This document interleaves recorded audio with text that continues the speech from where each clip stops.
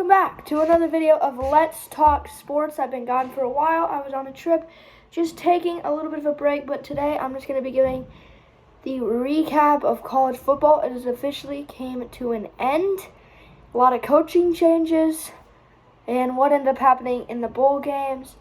A lot of bowls went down, a lot of opt-outs, which just honestly at this point doesn't really make bowls fun anymore, which is something just honestly just annoying to me, it's just super annoying because, like, you want to watch good football games, two good teams battle out in a good bowl game, but everyone just opts out, like Florida State losing 63-3 to Georgia. Just not even fun anymore. And the Capitol in Orangeville is supposed to be a good game year in, year out. Well, the opt-outs just make the bowls disappointing. So NCAA's got to figure out a way to really just change that because it's really not fun anymore. And then got a couple news. The Rose Bowl was a phenomenal game. Michigan and Alabama came down to the wire, but Michigan winning it in overtime.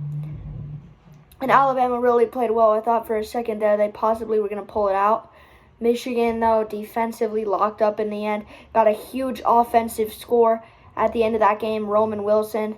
And then in overtime, Blake Corum doing his thing. How he was so unbelievably good all year that it's just crazy to watch how these kids do something like that. And then the All-State Sugar Bowl, Washington hangs on just barely. It was 4th and goal from the 13 with 1 second left. Texas down to one play to make the national championship, incomplete to Adonai Mitchell.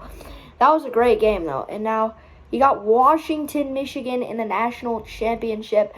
Expect a good one.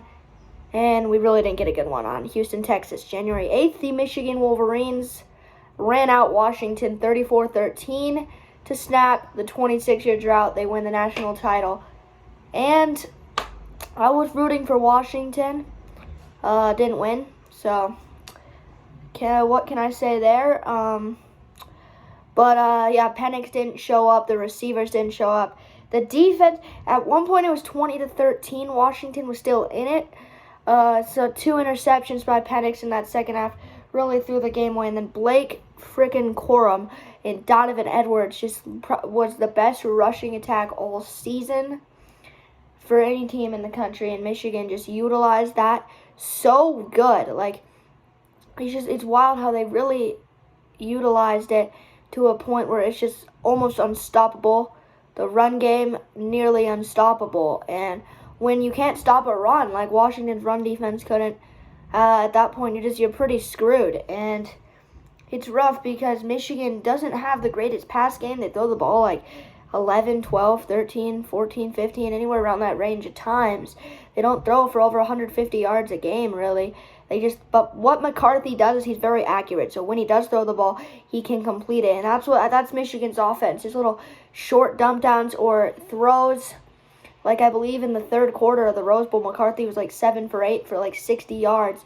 They're not, and then since they have 2 really good running backs in Donovan Edwards, Blake Corum, they run it a ton. So when they do throw the ball with McCarthy, it's short passes or long passes, but they don't throw a ton. But the thing with McCarthy, he's mobile, and he can really, when he does complete it, he's a good play, and he's very accurate, which is something that helps. Then Michigan just had great defense all year. The defense, Mikey Sainristil, Will Johnson, this is probably the best cornerback group in the country. Yeah, the defense just rose up every single game, and Michigan finishes the 15-0 season with a national championship, breaking that 27-year drought. And then we got the news a couple days later that Nick Saban retired. And Alabama goes down a massive spiral. They lose a bunch of guys to the portal. A couple recruits back off their commitment. And now Alabama's in the situation where they just lost probably the greatest college football coach in history. And now you have to rebuild from that. You had a great class. You lose a 5-star receiver, and then a lot of players are going to enter the portal. That's just going to happen. People are going to stop looking at you because of how good Nick Saban was. And then really, they have to go after. They try to get Dan Lanning.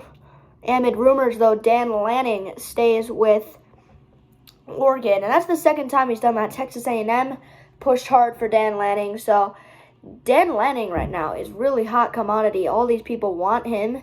Really, really good coach. But he does end up sticking out with Oregon. Their number 2 option was Mike Norvell. And Mike Norvell, which is interesting to me because if anybody remembers, he was 3-9 and 5-7 in his first 2 seasons at FSU, then going 10-3, 13-1. So I just feel like it's still very interesting that people are pushing Mike Norvell. He's a good coach, but is he good enough to coach Alabama anyway? He gets a max extension for 8 years, $11 million a year. So Florida State hangs on to Mike Norvell. And then Kalen DeBoer, their 3rd option, and Lane Kiffin, their 4th option, but they end up getting Kalen DeBoer from Washington, which is super sad now to see Washington's downfall because they were on such a high place with Kalen DeBoer. He was such a good head coach, and all of a sudden now you're just without him, and it's hard to lose a coach like that, like a coach like Kalen DeBoer, who really built this team up from the ground. So now a bunch of Washington players entered the portal. Washington people decommit, and it's just sad to see because they were looking so good. But then they make a hire, and that's Jedd Fisch, Arizona head coach, takes the job at Washington. So now you're in a situation where you're pretty much now Arizona needs a coach. So this is just going to keep happening. Arizona's going to hire somebody. That team's going to need a coach. And this is the coaching carousel until everything's all said and done. And with college football done, we hop in the off season and look at the transfer portal. Everybody's still doing work in the portal as the window's closed. The window reopens back in, I believe it's like April, May. So everyone looks to land their pieces to their team. Recruits start coming in. The season starts back in August. And this is my last college football video until towards the end of the offseason. It'll be all college basketball from here. Make sure to like and subscribe. I'll see you in the next one.